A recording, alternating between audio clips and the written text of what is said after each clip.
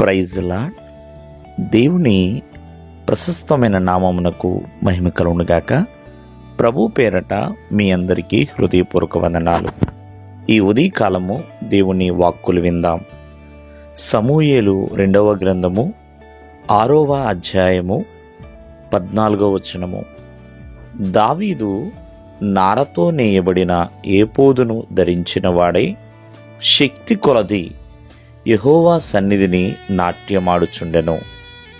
ప్రియమైన వాళ్ళరా, ఇక్కడ దావీదు గొర్రెల కాపరిగా లేడండి, ఇశ్రాయేలు ప్రజలకు రాజుగా ఉన్నాడు.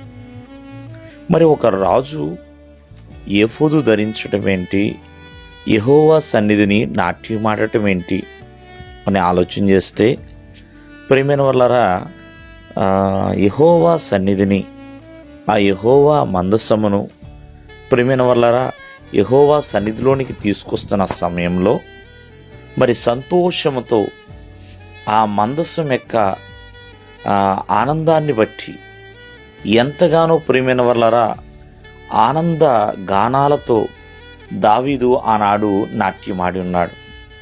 కావున ఈ ఉదయకాలం ముందు ఆలోచించండి, ప్రభు సన్నిధిని నాట్యమాడటం మరి దావీదు ఆనాడు చేసిన పని దేవునికి కూడా మెచ్చదగినదేనండి. దేవునికి కూడా మెచ్చుకున్నాడు. తనని ఎగతాళి చేసిన వారిని ప్రియమైన వాళ్ళరా దేవుడు శపించాడు. కావున తన శక్తి కొలది, అంటే తన బలము కొలది దేవుని సన్నిధిలో దేవుణ్ణి ఆరాధించాడు.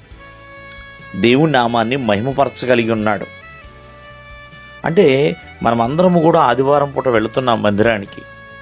మరి ఉత్సాహముతో సంతోషముతో దేవుని యొక్క ప్రత్యక్షత కొరకు దేవుని సన్నిధిని అనుభవించగలుగుతున్నామా? దావీదు రాజైన దేవుని సన్నిధిని నాట్యమాడాడండి. ఇదే సమూయేలు గ్రంథములో దావీదు అంటూ ఉంటాడు, ఇంతగా నన్ను హెచ్చించుటకు నే పాటివాడిని ప్రభువా, నా కుటుంబం ఏ పాటిది ప్రభువా అని. దేవుని సన్నిధిలో గడుపుట ఎంతో శ్రేష్టమండి, ఎంతో భాగ్యము అని దేవుని యొక్క వాక్యం సెలవిస్తుంది. ఎందుకంటే దేవుని సన్నిధిలో నిలిచే భాగ్యమైన, దేవుని సన్నిధిలో ప్రార్థించే భాగ్యమైన, దేవుని సన్నిధిలో ఆరాధించే భాగ్యమైన, దేవుని సన్నిధిలో సంతోషించే భాగ్యమైన ప్రియమైన వాళ్ళరా ఇవి చాలా చాలా ఉత్తమమైనది.